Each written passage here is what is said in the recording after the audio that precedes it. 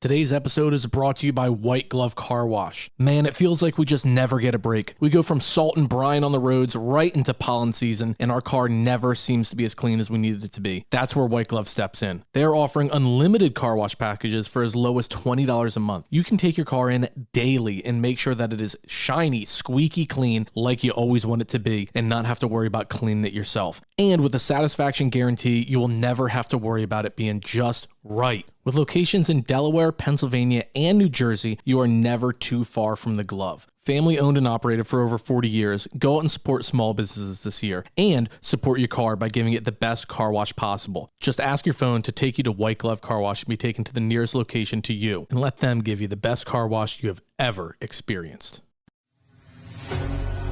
Welcome to Talking 215, your go-to podcast for everything you need to know about Philly sports. Whether you bleed green, trust the process, fly with the Flyers, or fight with the Fightins, this is the place where we break down Broad Street. Jake, Sean, and Joey deep dive into the heart of Philly sports culture, breaking down games, roster moves, and sharing the stories that make the 215 truly legendary. So grab a cheesesteak, settle in, and let's get to Talking 215. Now here's your host, Jake Biasato. No better person to have on than Philly Dogs Chris, because we are entering the dog days of summer when it comes to sports talk. We got Chris, we got the doc. Hopefully Papa Sean's going to be hopping in here soon. Coach has got he's got dad duty tonight, so he's just being a good husband, good father. He's not going to be on tonight, but we still got a good group here. But yeah, Chris, Doc, dog days of summer, really not a whole ton to talk about, which is fine. Like, we can complain about the Phillies like we always do, and they're giving us plenty to complain about. But it's just really, we're looking for guests to hop on. If you got anybody, send them our way. We'd love to have somebody on here, interview them, and have a good time. But gentlemen, how are you guys enjoying the beginning of summer? It's nice. The rain stopped. I know. My goodness, it's been brutal here lately. Wet spring. Also, I want to complain about the Flyers too. I know you said we complained about the Phillies, but watching Stanley Cup Finals last night, which was Game 3. Yeah, it made me so furious that we don't have Flyers playoff hockey. Like, I want that environment so badly for this city, and it just made me irrationally angry that I haven't had it in so long. Yeah, Birds won the bowl. Like, they've been really successful lately. Phillies been making the postseason pretty consistently. The Sixers had their run until they've done whatever they've done. But I mean, and look, I love all the teams, but there is nothing like playoff hockey. I mean, it is the most electric, energized playoffs. I mean, every series, a 7-game series, just people leaving everything out there on the ice. It's just, there's nothing like it, and it's been far, far too long since it's been in Fights Philadelphia. In the stands, Sidney Crosby's picture in the urinal. Come on, like, bring me back. Like, I want it so bad. We need it. Yeah. I mean, it's like twice as intense, and it's just distilled indoors, loud. The only time I was ever scared going to a sporting event was going to a Devils Flyers playoff game in New Jersey. I didn't say a word, and I was a young buck back then. I was like, I'm not saying anything, but it is intense, and it's a shame because, they did go to the Cup in 2010, and that was crazy, but that was a fluke. They kind of snuck in at the last minute. But that intensity, those series were so great. I mean, yeah, it's a shame that the younger people don't experience or haven't experienced that. Yeah, that 2010 run, I think if they won, it would have been a movie by now. Yeah. I mean, that was such an incredible run they went on with they were on like their 4th goaltender. They made it in being historically one of the worst shootout teams in NHL history, win the last game of the season on a shootout with their 3rd string goaltender, who then gets injured, and they have their 4th string, Michael Leighton, who they got for a bag of pucks. Everybody, they go down 3-0, win 3 straight, go down 3-0 in the last game, score 4 straight, win the game 7, 4-3, win the series 4-3, go to the Cup, and we lose to Patrick Kane and the Blackhawk on one of the worst walk-away goals to end the series on. Well, it's like the Blues. Shout out, Bob. Shout out, Bob. Get that. Oh, yeah. Get that cup. Yeah. But also, if you watch the games now, you realize how far away the Flyers actually are from that level. So I mean, you watch either of these two teams play, and you're like, we are nowhere near that level of skill. Yeah. Yeah, no, I mean, it's people really, really rip me for this, and I like both of these guys, but the Flyers did such a disservice to their franchise and the chance of them rebuilding quickly when they re-signed Coots and TK. Like, I love both of these guys, but if TK is the best player on your team, you're not a very good team. Like, I'm sorry. I love I'm him. with you on Coots. I'm with you on Coots. I love TK too much. I could never. I love TK. I love TK. I know. I was one of the first guys to call him TK. I wasn't, but like I had a buddy where I was like TK. I'm like, yeah, Travis Connect. It was years ago. But it's like when he was at his peak, 30 goal scoring, just all-star, lighting it up, you could have gotten a fair amount for him. And it's just, if TK is the best player in your team, like, you don't have a great team. He's a very good player. He is not a star. He isn't a franchise built around player. And Michkov is too far off right now. Dude, even the I mean, I know you were saying like 20, but like even the COVID year, we had a decent squad. We were in the playoffs, and then the wheels just fell off the wagon because of COVID. No, we had a successful squad. We didn't have a decent squad. I was driving down to the beach with a buddy of mine, huge hockey fan, and we were talking about the team, and I was like, yeah, but they went in with that weird playing tournament as the number 1 seed and everything. He's like, yeah, but look at that team. And we read off every player and all, and we're like, man, like as homers, we're like, oh, these guys are legends. These guys are great. And it's like the top point scorer had like 78 points, maybe. I don't even know if they had one in the 70s. Like they were 22nd in goals scored, 18th in goals against. They had a good streak and they got hot at the end. And look, you can say that for a lot of sports. I mean, the Phillies making to the World Series the year they did 3 or 4 seasons ago. They got hot and they went on a tear and they made it to the World Series and they should have won it. Like there's something to be said about a team getting hot, but they weren't anything great. And I love and adore Claude Giroux. And this guy, he was like, yeah, he's a very good player, not a Hall of Famer.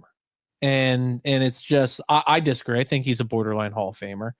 But you look back and you see these teams that are making these runs now, they have guys that are always 100+ point scorers, always all-stars.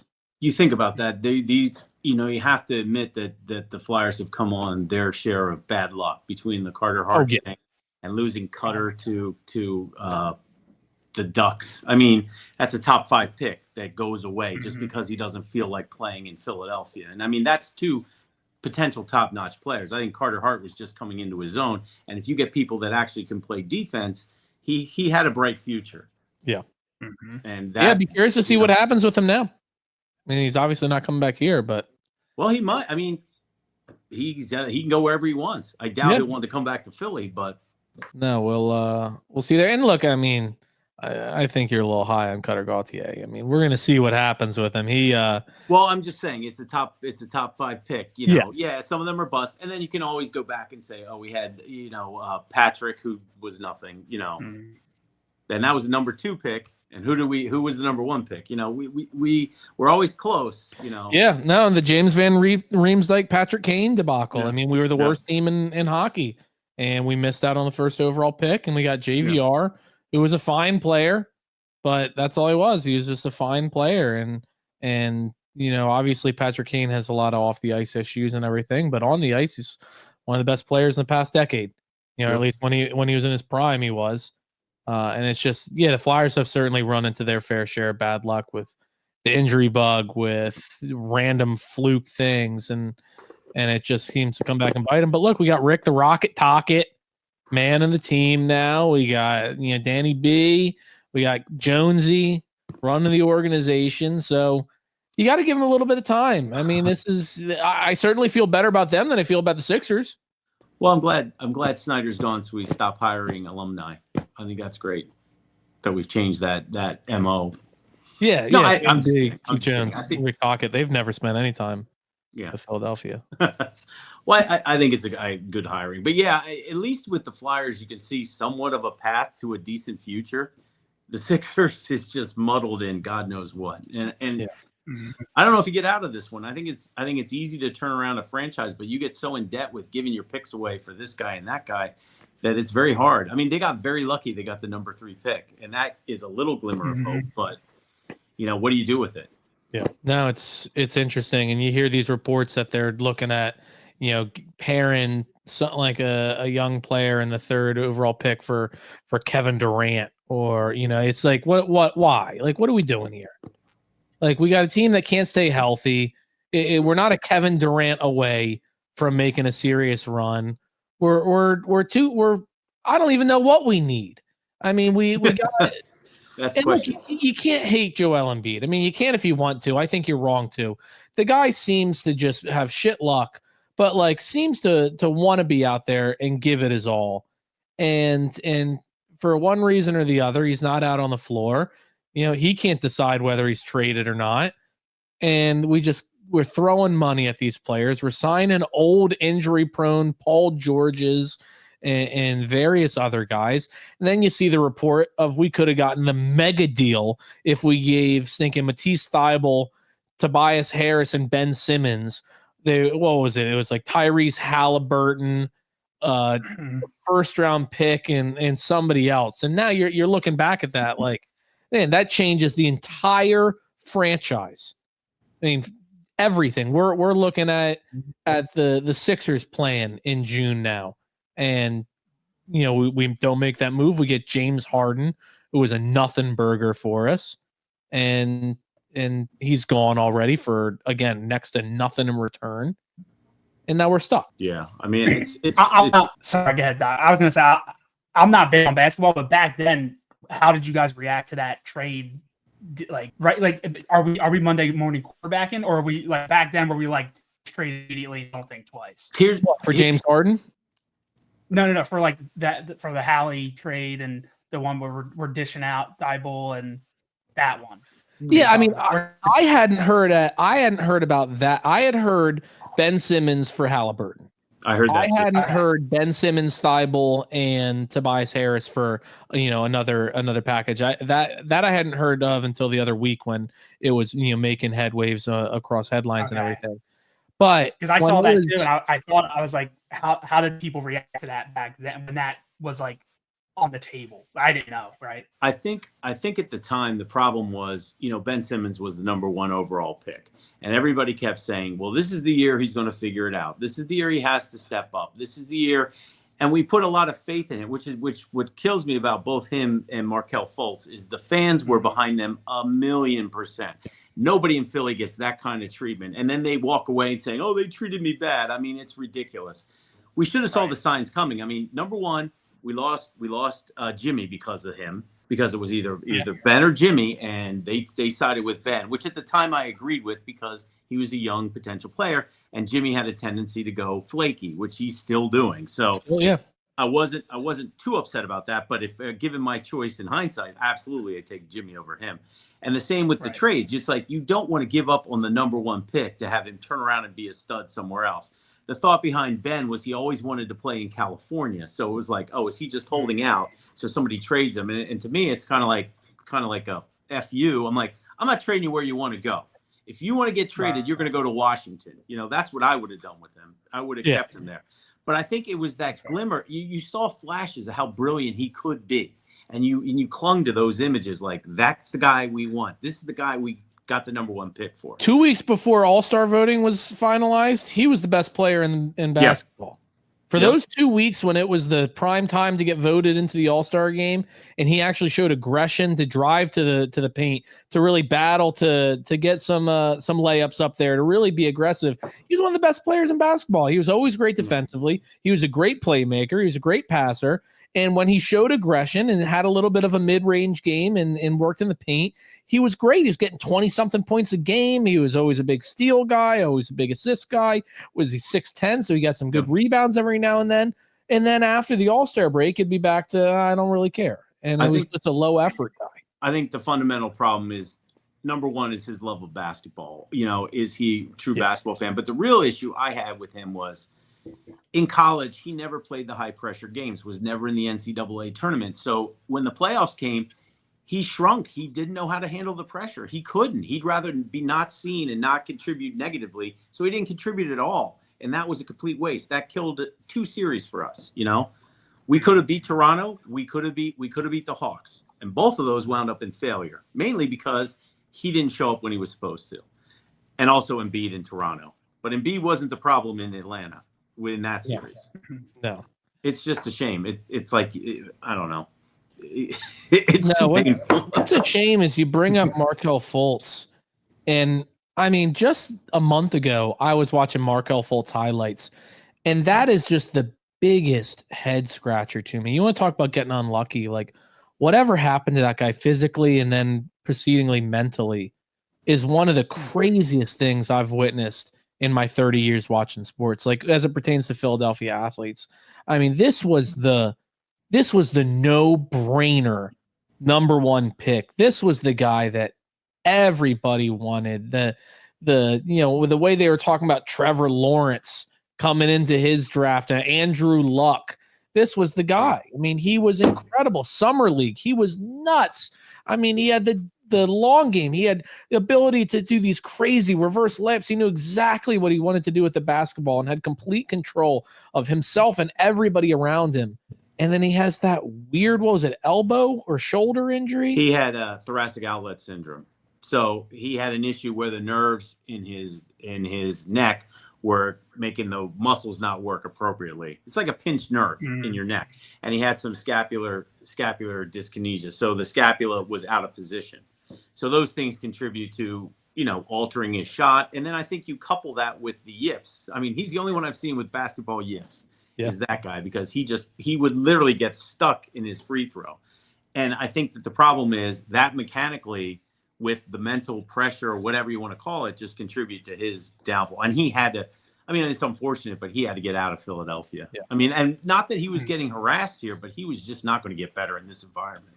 No, it was so much pressure with him being the first overall pick, with them trading to get him, with everything, that it wasn't going to work. And it's just a shame, because he had just limitless potential. And now is he out of the NBA? Mm-mm. He's in Orlando. He's still with Orlando? Okay. Yeah, at least as of last season he was. Okay. He'll still, he's talented enough that he could still make a roster for sure. But it's like, that's your number one pick. Some guys get Kevin Durant, some guys get LeBron James. Philadelphia gets, Jahlil Okafor, Ben Simmons, Markelle Fultz. Nerlens was what? He was a top 10. He was a trade. But he was a draft day trade. Yeah. And who do we give them? Who did we give them? What's his name for the Bucks? Giannis? No.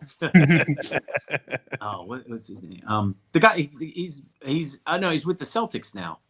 Defensive guy, guard. Somebody knows. It'll come up. Yeah. He's got crap. I hate when my mind goes like that. Oh, yeah. I don't know why I didn't immediately. Drew Holiday. Yeah. Yeah. That goes. Yeah, so we give up, Drew Holiday, stud. And Nerlens, good guy. But coming off a torn ACL. Yeah. Yeah. Look at our history of draft day trades. Michael Bridges, Drew Holiday, Brad Daugherty. It gets painful, Sixers, and I've said it on the podcast, and people have been listening for years. We hear it. Like, Philadelphia, one of, if not the greatest sports towns in the world, not a winning sports town. No, and the Eagles are changing that. They're really, they're the best team in the world. They're the best team in the world. But if you really look at it, it's not a winning city. Best sports city in the world. Not a very successful one, and we really go through it. The losing makes you hungry. Well, it's true. We're hungry. Hungry dogs run faster. Yeah, but Phillies are the losingest team in professional sports. Yeah, it helps that they have 162 games a year, and they've been around for 100-something years. But it's gonna be a hard record to break. Yeah, it is. Today's episode is brought to you by our friends over at Delaware Orthopedic Specialists. Spring has officially sprung, and you know what that means. All the weekend warriors dusting off their gear and trying way too hard to relive the glory days, and you know what's going to happen. Hip, ankle, foot, leg, knee, shoulder, injuries. Where else should you go other than Delaware Orthopedic Specialists? I don't know. DOS has specialists trained in each and every part of the body, so you're getting a provider specifically assigned to that part of the body. Why would you trust anyone other than a specialist? The only fellowship trained surgery center in the state of Delaware makes it a no-brainer. Head on over to delortho.com or give them a call at 302-655-9494. I'm telling you, my family's gone there. My friends have gone there. Check out their Google reviews. They are phenomenal. DOS. Don't trust anyone other than a specialist. Chris, any current Eagle you can do a chug off against, who are you taking? That I think I could beat? Or like like somebody that you want to challenge. Like, you don't go picking, I don't know. Don't go picking, Braden Mann. And look, Braden Mann, he's a hell of a golfer. I don't know how good of a beer chugger he is. Like, pick somebody that you're like, yeah, you know what? I think it'd be a challenge, but yeah, I could take him. I hate that you said current, because I see you wearing the Jason Kelce shirt, and there's no one that I would want to chug against more than him. But since you said current, I'm going to go with who I think would be legendary if I were to beat, and it'd be Lane Johnson, because I think he's a mountain of a man, and that'd be awesome to have on my resume. Be like, I just beat Lane Johnson in a chugging contest. Do I think I could? Probably not, because I think he will palm that beer like it is nothing and will chug it in no time. But I think I would choose Lane Johnson for sure. That's fair. No, that'd be pretty cool on the resume. Yeah, it's funny. I mean, you've heard the story where Kelce said there's only one person that he's ever played with that's been able to beat him in a chug off. I haven't heard this now. No? Yeah, he said there's one person that he's ever played with that could beat him, and it was Nick Foles. Wow. Nick Foles. I would not have gone That's there. surprising. I wouldn't have guessed that now. Yeah. Said the only guy that could ever delete a beer faster than him was Nick Foles. Holy crap. That's amazing. I mean, is there nothing that man can't do? No kidding. I was gonna make a joke that he's drinking it with a straw, but I don't. But at the Super Bowl parade, man, there's a long list of people I would love to have a beer with. Like, think about that. Like, Q had an amazing parade. Yeah. Nolan Smith had an amazing parade. Jake Elliott kicking beers through the field goal. Jake. Yeah, that'd be a good one too. What about you guys? Who's your chug? I think you go ahead. I got to let my dog in. Yeah, if you're looking for legendary, I'd say Landon Dickerson was who I'd do. Good country That's boy. a good one too. And that boy can chug a beer. I'm positive. Oh, hell yeah. I'm positive. Oh, yeah. He can put him back. He can definitely put him back. I feel like Mailata would be a good one too. I don't know. Is he a big drinker? He's a beer guy. At least when we met, he was a beer guy. I was going to say, friend of the pod, right, Jake? Yeah, Foster's. Yeah, that's a good call. No, he hates Foster's. Really? Yeah, I mean, Foster's is canned in Australia, but it's not Australian beer. Yeah. Or at least that's the big knock that Australians say. It's like it's not even Australian beer.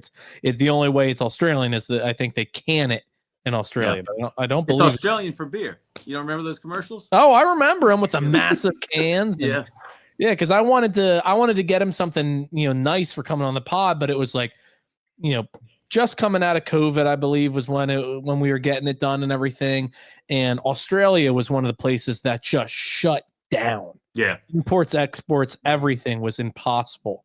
Like I had those M-Hop shirts that I was selling for charity, and we had a bunch of people from Australia reach out, and I was just like, look, I would love to get it to you. I can't even mail shit to you right now. And so I went to Total Wine, where if anybody knows, if you're looking for beer and it's not at Total Wine, you're not finding it really much else. It's larger than the stinking Acme of just liquor and beer and wine. And so I was just like, I was looking everywhere to get him like, hey, let me get this guy like Australian, like real Australian beer as like a thank you. Cause I'm sure he doesn't come across it all that often. I'm making all these phone calls and everything. I ended up just going, the opposite and going Dogfish, like get him a Delaware beer. Like, all right, he's coming to Delaware for the podcast. Let me give you a Delaware beer. Right when I gave it to him, he was like, oh yeah, I'll drink Dogfish all the time. And he's a big fan of that. But, I was able to find Australian wine, and I got his then girlfriend, now wife, a nice bottle of Australian wine that I'm sure they shared. But I wanted to get him beer and was unable to find anything. But I did learn that I made the right choice in not getting him Fostered. No, that's news to me. You learn something new every day. All right, Jake, who's your chug contest partner here? I'm good. I'm not great. And so it's tough because I want to challenge, but I don't want to be embarrassed. You know what I mean? Like Landon Dickerson, great option. He'd lap me. I mean, he'd lap me. Oh, he'd destroy me too. Don't get me wrong. I'm just saying he'd be the one that if you beat him, I don't know, it would be Doc. legendary. Look, we're working on a schedule to get out to a game. I have a feeling, we're going to see, there's Dr. Mesa and then there's Joey. And I think we're going to see Joey out at the Oh, no. Don't get your hopes up too high there. It's tough. I mean, the fun ones are like the new guys like Cooper DeJean. I think he'd lap me as well, but he'd be cool. Obviously, I'm a big kicker guy. So, Braden Mann, Jake Elliott. Braden Mann's also a hell of a golfer, so I'd love to get on the course of him. Our kickers I think they're both sub-5 handicaps. I mean, I know Jake Elliott is almost a scratch golfer, and Braden Mann, for anybody that doesn't follow him on Instagram, has been doing this golf series on Instagram. He's got a great swing. Look, Braden Mann, come out to the course sometime, man. I'll give you a run for your money. Kid still got it, but you got a nice swing. So, you know what? I'm gonna go a little off the wall here. Give me Zach Bond. I like that. Give me Zach Bond. I think he's actually not as good at chugging beer as you'd expect. He saves the rest for being the best linebacker in football. Let's just say challenge accepted. But I'm gonna officially challenge Lane Johnson because I want the crown. I want to take down Lane Johnson in chugging contest. I think that'd be amazing. There you go. All right. Well, let's cue it up, Dan. This is your time to make a clip. We're going to start with this and then go back to him saying Lane. Chris, challenge Lane. Let's hear it. That was it. The clip that I said earlier. I couldn't do it any better than that. But yeah, I challenged Lane Johnson to a chugging. Yeah, let's just use that clip. But yeah, I challenged Lane Johnson to a chugging contest. And Jason Kelsey, why not? Take it though. Yeah. Just not garage beer. Yeah. No, Natty Light has to be Natty. Or maybe Garage for. Yeah, that's nice of you. Yeah. That's nice of you. It's tough. It's a tough swallow. Put it to you that way. They got some beef, man, with Natty Light. That's causing me some heartache. I don't know who to choose here. My love for Natty Light or my love for Jason Kelsey. That's a tough decision. Yeah. No, it's tough. Oh, there's a squirrel on the Phillies field right now. So, it's not Brandon Marsh. There's a squirrel on the field. Ain't that something? I had another little off the wall question. It'll come back to me. Chris, you got any other off the wall questions to ask while I'm trying to remember mine? Man, I don't know. I don't know that I have any off the wall ones. No, I hear you on that. It's tough. Like we said, it's dog days of summer. We're working on getting some more guests in here to fill up the airtime, really get some entertaining people. If you got anybody to recommend, send them our way. Tag us, tag them. We'd love to get some more interviews. We're working on getting Mark McMillan back on. I was talking with him not too long ago. We had him on a while back. Hell of a guy. Mighty Mouse, for those that don't remember. He was a very good corner for us. Went on to be a very good corner for the Chiefs. One of the statistically shortest DBs in the NFL history, and has some pretty wild stories. And we'd love to hear some of them retold as well as the new ones. He's turned into an incredible chef. He was on Next Level Chef a couple seasons ago on the Food Channel. I actually got an off the wall one. Right, I already know my answer, so I'm kind of curious your guys. And it leads to who I want to have on here as a guest. Who would you choose to be your personal hype man on the current Philadelphia? Who would you be your personal hype man? Personal. If you got to think about it, I can give mine. If you got to think about it, I can give. Yeah, mine. Go ahead, give yours. Yeah, I'll take mine off the rip here. Nolan Smith, and not even a second thought about it. That guy makes me want to run through a fucking wall 7 days a week plus Sunday. Everything that he puts out, every video, interview, press, and all that stuff. Everything that guy says makes me want to run through a wall. He is BG light, and I don't mean that in the slightest disrespect. Like, that is the highest honor I can give somebody on a current Eagles roster, is a BG light type guy. He's just that infectious energy, dude. I just love it. And like, I've met the guy. He's such an awesome guy in person. But what you see on TV and in those interviews is exactly who he is in real life. He's such an electric guy. That'd be my personal hype for sure. Yeah. Give me Q. I mean, you see him mic'd up where he's going up against Mike Evans and he's just like, who are you? Like, talking his shit to legends, just going out there knowing his stuff, like not afraid to approach anybody. Like I feel like he could be an incredible hype man. So Doc, we're walking into the OR. There's a little light fog coming around the floor where you're scrubbing in. You got I don't know, All-Star playing in the background. Yeah. Now entering the OR. Yep. Standing at 6 exactly what it's like. Who you want making that call for you? I would say, my personal preference would be Gilly the Kid, but he's not an Eagle, so I can't use him. But that would be honorary. He could be an honorary one. So I don't know. It's tough. I mean, it's really hard to get somebody that really gets fired up. I mean, I like some of the stuff I've heard Jordan Mailata say on the field. I think he could, if he was motivated, I think he could definitely hype you up. So I'd go with him. Yeah. I mean, look, it's hard for me not to. That's my boy. You know what I'm saying? Like you hear him mic'd up. I was wondering what would go first, your body or your spirit. It's like the guy just isn't afraid to. I mean, why would you be afraid of 6'8", 380? Yeah. I mean, who do you fear? Yeah. I mean, you talk about 100 men versus a gorilla. I mean, you get a bunch of Samoans. Good luck. That gorilla's toast. Good luck to that gorilla. Jeez. Look, when I posed the question on the podcast, who would win in a fight between Jordan Mailata or 1,000 chickens? And you guys were like, "Oh, the chickens are that." Are you high? Did I miss that episode? Because I'm voting Jordan Mailata 100%. Yeah, everybody was like, "Oh, that's a lot of chickens." I'm like, "There's still chickens." It is a lot of chickens. But chickens can't fly. True. I mean, but if they get organized, they might have the. You know how these flocks they all go in sync. If the chickens figure that out, they could take them down. I don't know. I mean, I'm taking the underdog, the chickens. All right, at least you recognize they're the underdog. I mean, Coach and Sean were both like, "Oh, chickens." I mean, Jordan weighed in on it when we posted the clip. He just said KFC for everyone. So I think that answers it right there. I mean, the guy could take. All right. What is either the largest animal you feel that Jordan Mailata could take, or what is the most quantity of a smaller animal you feel that he could take down? Like obviously, tiger, lion, him versus a gorilla, like he's losing those. You know what I mean? Like he's losing those. But you get him. I think he could take a crocodile. He's from Australia. Wow. I think he can. It's strategy. You just got to know how to get him, and I think he could do that. I think he's strong enough to take him down. So I vote him versus a crocodile. That's a strong answer. I mean, how big's the croc? It could be as big as it wants to. It doesn't matter, right? You can say any size. Wow. Adult crocodile. That's a lot of respect. Yeah. This is a medical professional here. Yeah. You just got to know. You just got to know how to fight it, and he'll get it. He's strong enough. He's the man. He'll do it. Oh yeah.